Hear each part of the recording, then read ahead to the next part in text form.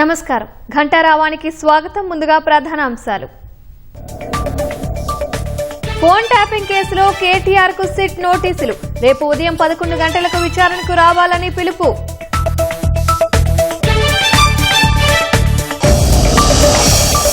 రేవంత్ ప్రభుత్వానికి దృష్టి మళ్లింపు చర్యలన్న హరీష్ రావు. ఎన్ని నోటీసులు ఇచ్చినా ప్రశ్నిస్తూనే ఉంటామని పునరుద్ఘాటన.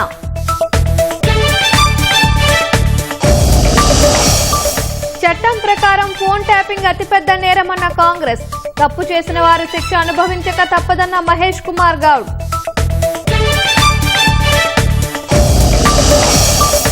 నైనీ కోల్ బ్లాక్ వివాదంపై విచారణకు రాష్ట్రానికి కేంద్ర బృందం. ప్రైవేటు వ్యక్తులకు అప్పగించేందుకు టెండర్ ప్రక్రియ అన్న కిషన్ రెడ్డి. జమ్మూ కాశ్మీర్లోని దోడా జిల్లాలో పెను విషాదం. ఆర్మీ వాహనం లోయలో పడి 10 మంది సైనికులు దుర్మరణం.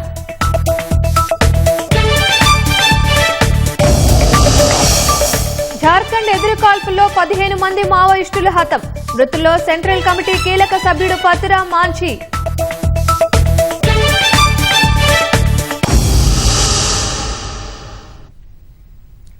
ఫోన్ ట్యాపింగ్ కేసులో కీలక పరిణామం చోటు చేసుకుంది. మాజీ మంత్రి, భారత రాష్ట్ర సమితి కార్యనిర్వాహక అధ్యక్షుడు కేటీఆర్ కు సిట్ నోటీసులు జారీ చేసింది. హైదరాబాద్ నందినగర్లోని నివాసంలో పోలీసులు నోటీసులు అందజేశారు. జూబ్లీస్ కార్యాలయంలో శుక్రవారం ఉదయం 11 గంటలకు విచారణకు రావాలని నోటీసుల్లో సిట్ పేర్కొంది. ఫోన్ ట్యాపింగ్ కేసులో ఇప్పటికే మాజీ మంత్రి హరీష్ రావును సిట్ సుమారు 7:30 గంటల పాటు సుదీర్ఘంగా విచారించింది. ఈ కేసు దర్యాప్తులో సంబంధమున్న సాక్షులను ఎట్టి పరిస్థితుల్లోనూ సంప్రదించవద్దని, ప్రభావితం చేయొద్దని అధికారులు ఆదేశించారు. ఈ కేసులో హరీష్ రావును త్వరలో మరోసారి విచారణకు పిలవాలని సిట్ నిర్ణయించింది. ఫోన్ అక్రమ ట్యాపింగ్ ఆరోపణలపై 2024 మార్చి 10 నుంచి కేసు దర్యాప్తు జరుగుతోంది. ఇప్పటికే కొందరు నిందితులపై ప్రధాన అభియోగ పత్రం దాఖలయ్యాయి. ఇంకా లోతుగా సిట్ దర్యాప్తు చేస్తోంది.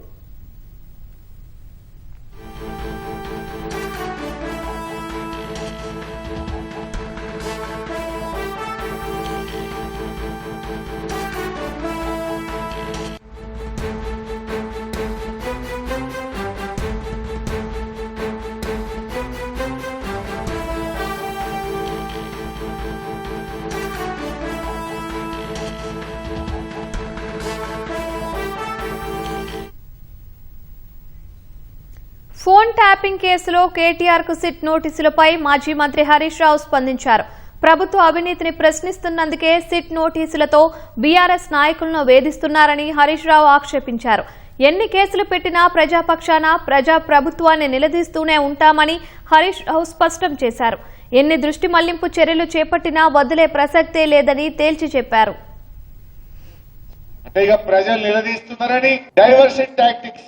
నిన్న నాకు సిట్ నోటీస్ ఇచ్చిండు. గంతే కదా నువ్వు ఇచ్చేది, వచ్చిందా? గంతే చేస్తాడు. ఎందుకంటే ఈ సిట్ నోటీసుల మీద డైవర్షన్ పాలిటిక్స్ చేయాలి. నడవ ఈ డ్రామాలు జనంకి అన్ని అర్థమైపోయినాయి. ఎందుకంటే కేటీఆర్ గారు ఒకవైపు గట్టిగా నిలదీస్తుండు, ఇంకొక వైపు నేను అడుగుతా ఉన్నా. సమాధానాలు లేవు. నీ బొగ్గు కుంభకోణంలో నీ బామ్మర్దికే నువ్వు సాయం చేసినావు. నీ సంగతి ఏంటంటే దాని మీద సమాధానం లేదు. సిట్ నోటీసులు పంపుతుండగా ప్రేమలేఖలు భయపడతాం అనుకుంటున్నావా? నువ్వు ఎన్ని నోటీసులు ఇచ్చినా బిడ్డ నిన్ను ప్రశ్నిస్తూనే ఉంటాం. మహాలక్ష్మి ఇచ్చేదాకా అడుగుతాం, రైతు రుణమాఫీ అడిగేదాకా అడుగుతాం, నువ్వు తులం బంగారం ఇచ్చేదాకా అడుగుతూనే ఉంటాం, ఫీజు రియంబర్స్మెంట్ డబ్బులు ఇచ్చేదాకా రేవంత్ రెడ్డి వెంట పడుతూనే ఉంటాం. టెలిగ్రాఫ్ చట్టం ప్రకారం ఫోన్ ట్యాపింగ్ అతిపెద్ద నేరమని, ఆ నేరానికి పాల్పడిన వారు శిక్ష అనుభవించక తప్పదని పీసీసీ అధ్యక్షుడు మహేష్ కుమార్ గౌడ్ స్పష్టం చేశారు. చేసిన తప్పును కప్పిపుచ్చుకోవడానికి బీఆర్ఎస్ నేతలు కాంగ్రెస్ పై లేనిపోని ఆరోపణలు చేస్తున్నారని మండిపడ్డారు. రేవంత్ రెడ్డి గారు ఫోన్ చేశారు, నా ట్యాప్ చేశారు. పాపం సినిమా యాక్టర్స్ ఆడవాళ్ళు వాళ్ళ వ్యక్తిగత జీవితాల్లో కూడా తొంగి చూసి ఎవరితో మాట్లాడుతారో తెలుసుకొని వాళ్ళు లొంగ తీసుకునే ప్రయత్నం చేశారు. పారిశ్రామికవేత్తలు ఎవరితో మాట్లాడుతున్నారో తెలుసుకునే ప్రయత్నం చేశారు. ఆఖరికి వాళ్ళ పార్టీలో ఎమ్మెల్యేలు కూడా ఎవరి మీద అనుమానం వస్తే వాని ఫోన్ కూడా ట్యాప్ చేశారు. టెలిగ్రాఫ్ యాక్ట్ ప్రకారం ఫోన్ ట్యాపింగ్ అత్యంత పెద్ద నేరం. ఇలా నేరం నుంచి తప్పించుకోవడానికి రకరకాల ఆరోపణలు చేస్తా ఉన్నారు. నేరం చేసిన వాడికి శిక్ష తప్పదు. నైనీ కోల్ బ్లాక్ టెండర్లపై ఆరోపణల నేపథ్యంలో కేంద్రం విచారణ ప్రారంభించింది. కేంద్ర మంత్రి కిషన్ రెడ్డి ఆదేశాల మేరకు 2 సభ్యులతో కూడిన సాంకేతిక కమిటీని ఏర్పాటు చేసింది. కమిటీలో బొగ్గు గనుల శాఖకు చెందిన deputy director general Chetana Shukla, director Marapalli Venkateswarlu ఉన్నారు. గత నవంబర్ 28న నైని కోల్ బ్లాక్ లో బొగ్గు తవ్వకానికి సంబంధించి సింగరేణి జారీ చేసిన నోటిఫికేషన్, ఆ తర్వాత దాన్ని రద్దు చేయడానికి గల కారణాలపై ఈ కమిటీ దర్యాప్తు చేయనుంది. ఇతర బొగ్గు కంపెనీలు ఈ విధానంలో ఎలా అనుసరిస్తున్నాయి అనే అంశాలపై కమిటీ ఆరా తీయనుంది. 2 సభ్యులతో కూడిన కమిటీ సింగరేణి ప్రధాన కార్యాలయాన్ని సందర్శించి వెంటనే దర్యాప్తు ప్రారంభించనుంది. దర్యాప్తు అనంతరం 3 రోజుల్లో నివేదికను కేంద్రానికి సమర్పించనుంది.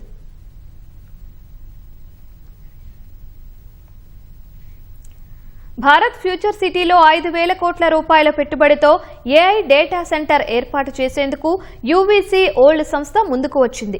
ఫ్యూచర్ సిటీలో 100 మెగావాట్ల ఏఐ డేటా సెంటర్ ఏర్పాటు చేసేందుకు రాష్ట్ర ప్రభుత్వంతో అవగాహన ఒప్పందం చేసుకుంది. రాష్ట్ర ప్రభుత్వంతో చేసుకున్న ఒప్పందం ప్రకారం ఈ సంస్థ భారత్ ఫ్యూచర్ సిటీలో 100 మెగావాట్ల సామర్థ్యంతో ఏఐకు అనుకూలమైన డేటా సెంటర్ నెలకొల్పనుంది. ఈ ప్రాజెక్టుకు 5 ఏళ్లలో 5,000 కోట్ల పెట్టుబడి పెట్టనుంది. ఈ డేటా సెంటర్కు అవసరమైన విద్యుత్ సరఫరాకు 100 మెగావాట్ల సామర్థ్యంతో ప్రత్యేక పునరుత్పాదక విద్యుత్ ప్లాంట్ ఏర్పాటు చేయనుంది. ఈ ప్రాజెక్టు నిర్మాణ దశలోనే 3,000 మందికి పైగా ప్రత్యక్షంగా, పరోక్షంగా ఉద్యోగ అవకాశాలు లభిస్తాయి. డేటా సెంటర్ ప్రారంభమైన తరువాత మరో 800 మందికి పైగా ఉద్యోగ అవకాశాలు ఉంటాయని ప్రభుత్వం వెల్లడించింది. పరస్పర సహకారంతోనే తెలుగు రాష్ట్రాల అభివృద్ధి సాధ్యమని సీఎం రేవంత్ రెడ్డి, ఏపీ మంత్రి లోకేష్ అభిప్రాయపడ్డారు. దావోస్లో రేవంత్ ను లోకేష్ మర్యాదపూర్వకంగా కలిశారు. మంగళగిరి చేనేత సాలువాతో సత్కరించి జ్ఞాపికను అందజేశారు. ఈ సందర్భంగా రేవంత్ కూడా లోకేష్ ను సత్కరించారు. ఏపీ విద్యాశాఖ సంస్కరణలు, ఐటీ ప్రగతి గురించి లోకేష్, తెలంగాణలో అభివృద్ధి సంక్షేమ పథకాల గురించి రేవంత్ రెడ్డి ప్రస్తావించారు. టాటా సంస్థ సహకారంతో తెలంగాణలో అభివృద్ధి చేసిన ఐటీఐలను సందర్శించాలని లోకేష్ ను రేవంత్ కోరారు. 100 కోట్లతో మేడారం గద్దెలు అభివృద్ధి చేశామని, వనదేవతల దర్శనానికి రావాలని లోకేష్ ను రేవంత్ ఆహ్వానించారు. పెట్టుబడుల సాధనలో తెలుగు రాష్ట్రాలు దేశానికే ఆదర్శంగా నిలుస్తాయని ఇద్దరూ ఆశాభావం వ్యక్తం చేశారు.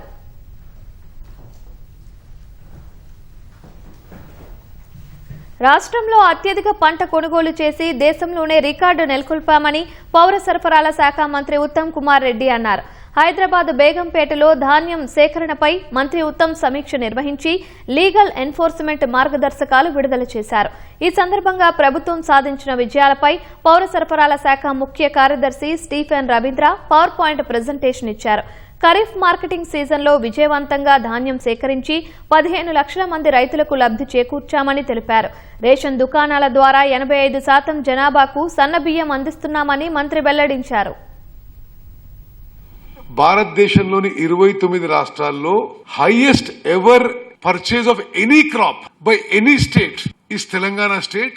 In this kharif crop it's a fantastic record. Procurement లో రికార్డు స్థాపించినాం. 85% జనాభాకి కడుపు నిండా అన్నం పెట్టే ప్రభుత్వం ఈ రోజు ఉన్న తెలంగాణలో మన ప్రభుత్వం చెప్పి నేను మనం చేస్తున్నాం. అంటే సంవత్సరానికి సుమారు 38,000 కోట్లు సివిల్ సప్లైస్ డిపార్ట్మెంట్ ద్వారా తెలంగాణ రాష్ట్రంలో 15-16 లక్షల రైతులకి ఇవ్వడం అంటే ఇది ఎంత గొప్ప కార్యక్రమమో. రాష్ట్ర ఆర్థిక పరిస్థితి కొంత మెరుగుపడిన తర్వాత ఇప్పుడు రైస్ తో సహా అదర్ ఎసెన్షియల్ కమోడిటీస్ కూడా ఆషన్లో ఇవ్వాలని మా ఫ్యూచర్ ప్లాన్ లో ఉంది. ఈ స్టోరేజ్ చేసినప్పుడు ధాన్యం డిటోరియేట్ కాకుండా ఉండే విధంగా most advanced technology and methods ఉపయోగించాలని చెప్పి కూడా నేను కమిషనర్ గారికి వాళ్ళ టీంకు చెప్తాను. దేశం బయటికి రైస్ ఎక్స్పోర్ట్ చేయడానికి ఏమైనా మరి రైస్ మిల్స్ ముందుకు వస్తే ప్రభుత్వం వాళ్ళని ఎంకరేజ్ చేయడానికి ఒక కొత్త పాలసీ తీసుకొచ్చేయడానికి ఒక డ్రాఫ్ట్ తయారు చేస్తున్నాం. ప్రభుత్వం సొమ్ముతో కొనుక్కున్న ధాన్యం అమ్ముకొని మరి జవాబుదారీతనం, అకౌంటబిలిటీ లేకుంటే మాత్రం కఠిన చర్యలు తప్పవని చెప్పి కూడా నేను మనవి చేస్తున్నాను. కాంగ్రెస్ పాలనలో పల్లెలు, పట్టణాలు ఆగమాగమయ్యాయని, నిధులు లేక అభివృద్ధి పడకేసిందని మాజీ మంత్రి హరీష్ రావు ఆరోపించారు. మున్సిపల్ ఎన్నికల్లో ఉమ్మడి మెదక్ జిల్లాలో బీఆర్ఎస్ క్లీన్ స్వీప్ చేస్తుందన్నారు. సంగారెడ్డి, నర్సాపూర్, పటాన్చెరు నియోజకవర్గాలకు చెందిన పలువురు నాయకులు బీఆర్ఎస్ లో చేరగా వారికి హరీష్ రావు కండువా కప్పి ఆహ్వానించారు. కాంగ్రెస్ మున్సిపాలిటీలను నిర్వీర్యం చేస్తోందని, అభివృద్ధిని గాలికి వదిలేసిందని మండిపడ్డారు. కేసీఆర్ హయాంలో పట్టణ ప్రగతి ద్వారా ప్రతి నెలా నిధులు విడుదల చేసి పట్టణాలను సుందరంగా తీర్చిదిద్దామని, కాంగ్రెస్ ప్రభుత్వం ఒక్క రూపాయి ఇవ్వడం లేదని ఆక్షేపించారు. కాంగ్రెస్ మోసపూరిత పాలనను ప్రజలు గమనిస్తున్నట్టు చెప్పిన హరీష్ రావు మున్సిపల్ ఎన్నికల్లో బీఆర్ఎస్ మెజారిటీ స్థానాలు కైవసం చేసుకుంటుందని విశ్వాసం వ్యక్తం చేశారు. మేడారం మహాజాతరకు వచ్చే భక్తుల కోసం హెలికాప్టర్ సేవలు అందుబాటులోకి వచ్చాయి. పర్యాటక శాఖ ఆధ్వర్యంలో తుంబి ఎయిర్లైన్స్ ద్వారా ఈ సేవలు అందనున్నాయి. పంచాయతీరాజ్ శాఖ మంత్రి సీతక్క ములుగులో హెలికాప్టర్ రైడ్ను ప్రారంభించారు. హనుమకొండ ఆర్ట్స్ అండ్ సైన్స్ కళాశాల నుంచి మేడారం వరకు ఓ సర్వీసు, తాడ్వాయి మండలం పడిగాపూర్ హెలీప్యాడ్ నుంచి మరో హెలికాప్టర్ సర్వీసును అందుబాటులోకి తెచ్చారు. భక్తుల నుంచి వచ్చిన డిమాండ్ మేరకు మేడారం యాత్ర కోసం 2 హెలికాప్టర్లను ఏర్పాటు చేసినట్లు మంత్రి సీతక్క తెలిపారు.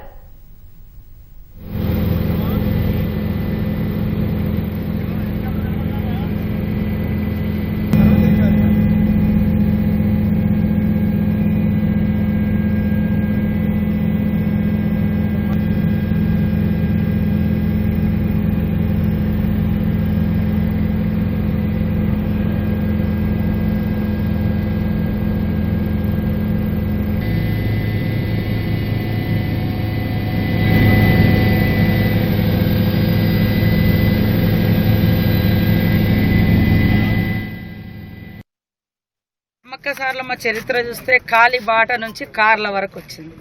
ఎడ్ల బండ్ల నుంచి హెలికాప్టర్ దాకా వచ్చింది. ఎడ్ల బండ్లు వస్తారు బాగా, ఎడ్ల బండ్ల మీద సరుగు మూటలు గిన్నెలు కట్టుకొని 4-5 రోజులు 10 రోజులు అట్లా వచ్చి పాపం ప్రయాణం చేసి దేవుని దర్శనం చేసి, ఇప్పుడు ఎడ్ల బండ్లతో పాటు హెలికాప్టర్ కూడా వచ్చింది.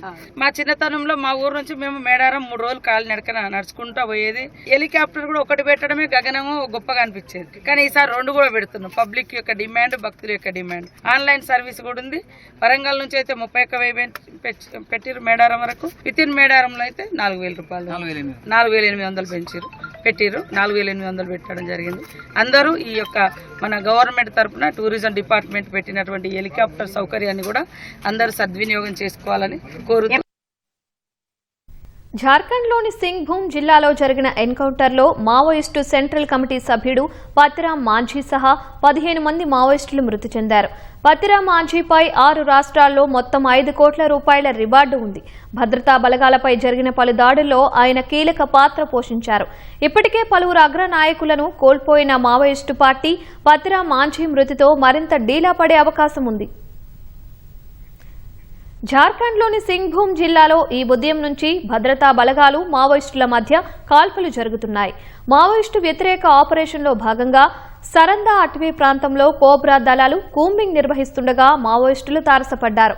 ఆయుధాలను అప్పగించి లొంగిపోవాలని కోరగా మావోయిస్టులు కాల్పులు జరిపారు. ఫలితంగా భద్రతా బలగాలు ఎదురు కాల్పులకు దిగాయి. ఈ క్రమంలోనే పతిరాం మాంఝీ సహా 15 మంది మావోయిస్టులు మృతి చెందారు. ఆపరేషన్ ఇంకా కొనసాగుతుండటంతో మృతుల సంఖ్య మరింత పెరిగే ప్రమాదం ఉంది. మావోయిస్టు పార్టీకి చెందిన కీలక నేత హతమవ్వడంతో మావోయిస్టు వ్యతిరేక ఆపరేషన్లో భద్రతా బలగాలు భారీ విజయాన్ని సాధించాయి.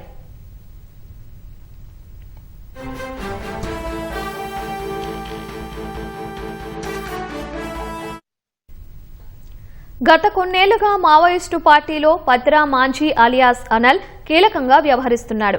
ఆయన్ను పట్టుకునేందుకు భద్రతా బలగాలు పలుమార్లు ప్రయత్నించినా త్రుటిలో తప్పించుకున్నాయి. భద్రతా బలగాలపై జరిగిన పలు దాడులకు మాంఝీ పథకరచన చేశాడు.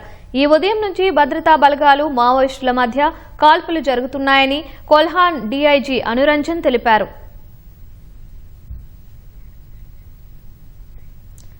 జమ్మూ కాశ్మీర్ దోడా జిల్లాలో ఘోర రోడ్డు ప్రమాదం జరిగింది. ఓ ఆర్మీ వాహనం అదుపు తప్పి లోయలో పడి 10 మంది సైనికులు ప్రాణాలు కోల్పోయారు. 11 మందికి పైగా గాయపడ్డారు. బదేర్వాహ్ చంబా రహదారిలోని ఖన్నీ పర్వత ప్రాంతంలో ఈ ప్రమాదం జరిగింది. ఆర్మీకి చెందిన బుల్లెట్ ప్రూఫ్ వాహనం అదుపు తప్పి 200 అడుగుల లోతు ఉన్న లోయలో పడింది. ప్రమాద సమాచారం అందుకున్న ఆర్మీ సిబ్బంది పోలీసులు ఘటనా స్థలికి చేరుకుని సహాయక చర్యలు చేపట్టారు. అప్పటికే 4 జవాన్లు మృతి చెందినట్లు గుర్తించారు. క్షతగాత్రులను సమీప ఆసుపత్రికి తరలించగా అక్కడ చికిత్స పొందుతూ మరో 6 మృతి చెందారు. గాయపడ్డ 11 మందిలో 10 మందిని ఉదంపూర్ మిలిటరీ ఆసుపత్రికి అధికారులు తరలించారు. మరో సైనికుడు బదేర్వాహ్ జిల్లా ఆసుపత్రిలో చికిత్స పొందుతున్నారు. ఈ దుర్ఘటనపై స్పందించిన జమ్మూ కాశ్మీర్ లెఫ్టినెంట్ గవర్నర్ మనోజ్ సిన్హా అమరవీరులైన సైనికుల కుటుంబ సభ్యులకు ప్రగాఢ సానుభూతి తెలిపారు. క్షతగాత్రులకు మెరుగైన వైద్యం అందించాలని అధికారులను ఆదేశించారు. ఈ ప్రమాదంపై తీవ్ర దిగ్భ్రాంతి వ్యక్తం చేసిన జమ్మూ కాశ్మీర్ సీఎం ఒమర్ అబ్దుల్లా బాధిత కుటుంబాలకు అండగా ఉంటామని హామీ ఇచ్చారు.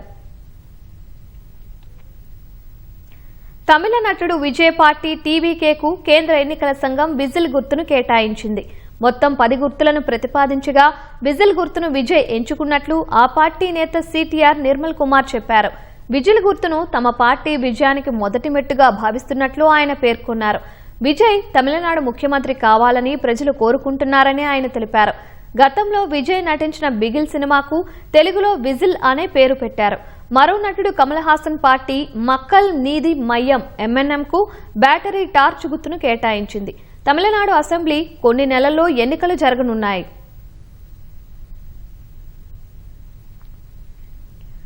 ముంబై మేయర్ పదవిని మరోసారి జనరల్ మహిళ చేపట్టనున్నారు. అయితే మేయర్ పదవి మళ్లీ జనరల్ కేటగిరీకి కేటాయించడంపై శివసేన ఉద్ధవ్ వర్గం అభ్యంతరం వ్యక్తం చేస్తోంది. మేయర్ పదవులను ఏ కేటగిరీకి కేటాయించాలనే విషయమై మహారాష్ట్ర ప్రభుత్వం లాటరీ నిర్వహించగా బీఎంసీకి జనరల్ మహిళ అని తేలింది. పుణే, ధూలే, బీఎంసీ, నాందేడ్, నవీ ముంబై, మాలేగావ్, మీరా భయందర్, నాసిక్, నాగ్పూర్ మేయర్ పదవులు మహిళలకే రిజర్వ్ అయ్యే ఉన్నాయి. దీంతో అర్హులైన కార్పొరేటర్లు మేయర్ పదవికి నామినేషన్లు దాఖలు చేసేందుకు మార్గం సుగమమైంది. మున్సిపల్ కార్పొరేషన్ ప్రత్యేక సమావేశంలో మేయర్ను ఎన్నుకుంటారు. అయితే బృహన్ ముంబై కార్పొరేషన్ మేయర్ పదవిని జనరల్ మహిళకు కేటాయించడంపై శివసేన ఉద్ధవ్ వర్గం అభ్యంతరం వ్యక్తం చేస్తోంది. బీఎంసీ మేయర్ పదవిని ఈసారి ఓబీసీ కేటగిరీని ఎందుకు పరిగణలోకి తీసుకోలేదని మాజీ మేయర్ కిషోరి ఫడ్నేకర్ ప్రభుత్వాన్ని ప్రశ్నించారు. గతంలో 2 దఫాలుగా కూడా బీఎంసీ మేయర్ పదవి ఓపెన్ కేటగిరీలోనే ఉందని ఆమె గుర్తు చేశారు. ప్రపంచంలో దేశాల మధ్య వివాదాలను పరిష్కరించడం సహా శాంతి నెలకొల్పడమే లక్ష్యమంటూ అమెరికా అధ్యక్షుడు డొనాల్డ్ ట్రంప్ శాంతి మండలిని ప్రారంభించారు. ఇజ్రాయెల్ అభ్యంతరాలను తోసిపుచ్చుతూ పాకిస్తాన్కు ఇందులో చోటు కల్పించారు. ఈ మేరకు దావోస్లో జరిగిన సమావేశంలో పలు దేశాలకు సభ్యత్వం కల్పిస్తూ శాంతి మండలిని ప్రకటించారు. బోర్డులో శాశ్వత సభ్యత్వం కల్పించాలంటే $100 కోట్ల చెల్లించాలని పేర్కొన్నారు. ఇజ్రాయెల్, పాలస్తీనా మధ్య యుద్ధం ఆగిన నేపథ్యంలో గాజా పునర్నిర్మాణం సహా అక్కడ పాలనను గాడిలో పెట్టడంపై ఈ మండలి దృష్టి సారిస్తుందని వివరించారు. ఈ సమావేశానికి 20 దేశాలకు పైగా ప్రధానమంత్రులు, దౌత్యవేత్తలు హాజరు కాగా Bharat, France, Britain, China, Germany వంటి పెద్ద దేశాలు దూరంగా ఉన్నాయి. ఈ మండలికి ట్రంప్ చైర్మన్ కాగా సభ్యులుగా ఇప్పటి వరకు 50 మందికి పైగా దేశాధినేతలు ఆహ్వానాలు పంపారు. ఇందులో ప్రధాని మోదీ, రష్యా అధ్యక్షుడు పుతిన్, చైనా అధ్యక్షుడు జిన్పింగ్ సహా పలు దేశాల అధినేతలు ఉన్నారు. అయితే వారి నుంచి ఇప్పటి వరకు ఎలాంటి స్పందన రాలేదని తెలుస్తోంది. Today, the world is richer, safer, and much more peaceful than it was just 1 year ago. We put out all those fires. A lot of people didn't know, including me, that some of those wars were going on. And some of them were going on 37 years. We were very happy to stop the war that had started with India and Pakistan, 2 nuclear nations. And I was very honored when the Prime Minister of Pakistan said President Trump saved 10 and maybe 20 million lives by getting that stopped just before bad things were going to happen. As president, I ended those 8 wars in 9 months. Egypt and Ethiopia, we're working on that right now. And of course, the war in Gaza, which is really coming to an end. And many have said that if Hamas doesn't do what they promised they would do, and I think they probably will, but they were born with rifles in their hands.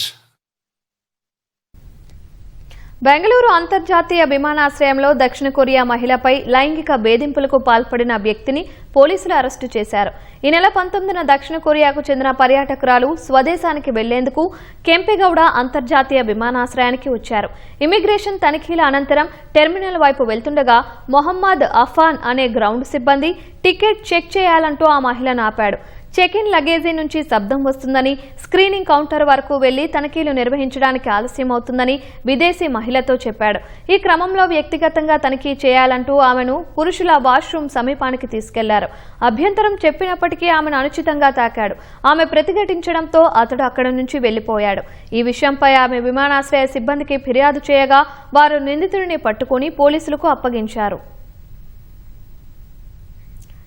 T20 ప్రపంచ కప్లో భాగంగా భారత్లో జరగబోయే తమ మ్యాచ్లను శ్రీలంకకు తరలించాలన్న అభ్యర్థనను ICC తిరస్కరించడంతో బంగ్లాదేశ్ క్రికెట్ బోర్డు బీసీబీ కీలక ప్రకటన చేసింది. భద్రతా కారణాల దృష్ట్యా భారత్లో టీ20 ప్రపంచ కప్ ఆడకూడదని నిర్ణయం తీసుకున్నట్లు తెలిపింది. శ్రీలంకకు వేదిక మార్చాలన్న తమ వినతిని ఇప్పటికైనా ఐసీసీ పరిగణలోకి తీసుకుని న్యాయం చేస్తుందని బీసీబీ ఆశాభావం వ్యక్తం చేసింది. వేదిక మార్పుపై తమ పోరాటాన్ని కొనసాగిస్తామని బంగ్లాదేశ్ క్రికెట్ బోర్డు తెలిపింది. టీ20 ప్రపంచ కప్ ఆడాలని ఉందన్న బంగ్లాదేశ్ కానీ భారత్లో ఆడబోమని వెల్లడించింది. ఒకవేళ ఐసీసీ తమను కలుపుకొని పోవడంలో విఫలమైతే అది ప్రపంచ క్రికెట్కు పెద్ద నష్టమని, ఆతిథ్య దేశానికి వైఫల్యమని బీసీబీ పేర్కొంది.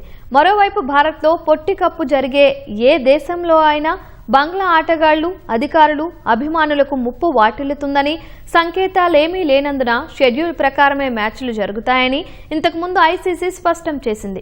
షెడ్యూల్లో మార్పులు చేయడం సాధ్యం కాదని తేల్చి చెప్పింది. ఈ నేపథ్యంలోనే బంగ్లాదేశ్ క్రికెట్ బోర్డు నుంచి ఈ ప్రకటన వెలువడింది. ఒకవేళ బంగ్లాదేశ్ ఈ టీ20 ప్రపంచ కప్లో ఐసీసీ సూచించిన వేడుకల్లో ఆడకపోతే స్కాట్లాండ్ ఆ జట్టు స్థానంలో ఆడే అవకాశం ఉంది. కాంగ్రెస్ పార్టీలో వికలాంగుల విభాగంలో సభ్యత్వ నమోదు కోసం రూపొందించిన ప్రత్యేక యాప్ను పీసీసీ అధ్యక్షుడు మహేష్ కుమార్ గౌడ్ ప్రారంభించారు. సభ్యత్వ నమోదు ప్రక్రియను మరింత సులభతరం చేసేలా యాప్ను రూపొందించామన్నారు. వికలాంగుల హక్కుల పరిరక్షణకు కాంగ్రెస్ పార్టీ ఎల్లప్పుడూ కట్టుబడి ఉందని, వారి రాజకీయ భాగస్వామ్యాన్ని బలోపేతం చేయడమే లక్ష్యంగా ఈ యాప్ను తీసుకొచ్చినట్లు మహేష్ కుమార్ గౌడ్ తెలిపారు. ఆధునిక సాంకేతికతను ఉపయోగించి వికలాంగుల విభాగాన్ని మరింత బలపరిచే దిశగా ఇది కీలక ముందడుగుగా నిలుస్తుందన్నారు.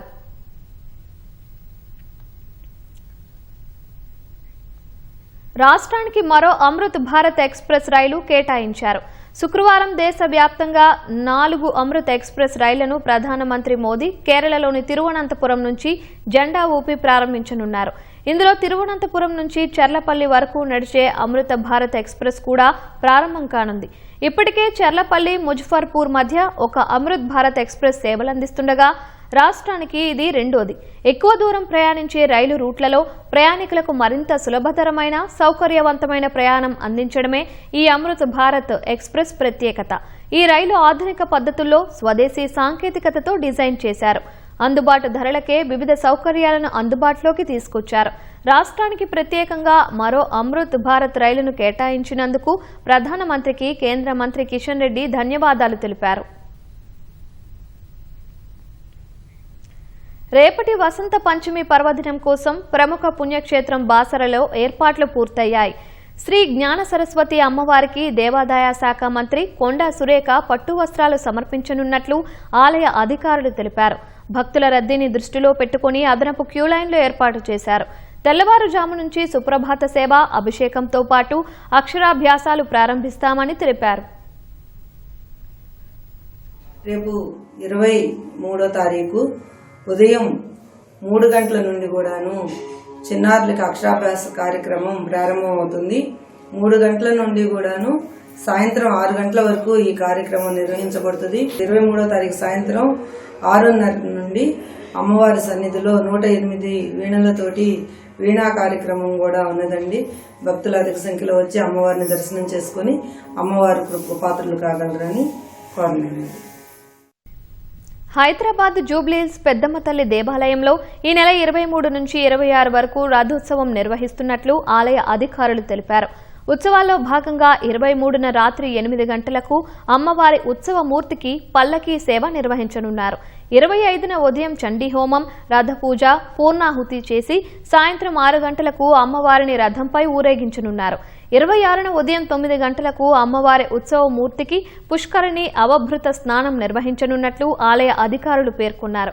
అలాగే 23, 24 తేదీల్లో మధ్యాహ్నం అన్నప్రసాద వితరణ ఉంటుందని, భక్తులు పెద్ద సంఖ్యలో పాల్గొని ఉత్సవాలను విజయవంతం చేయాలని ఆలయ అర్చకులు తెలియజేశారు.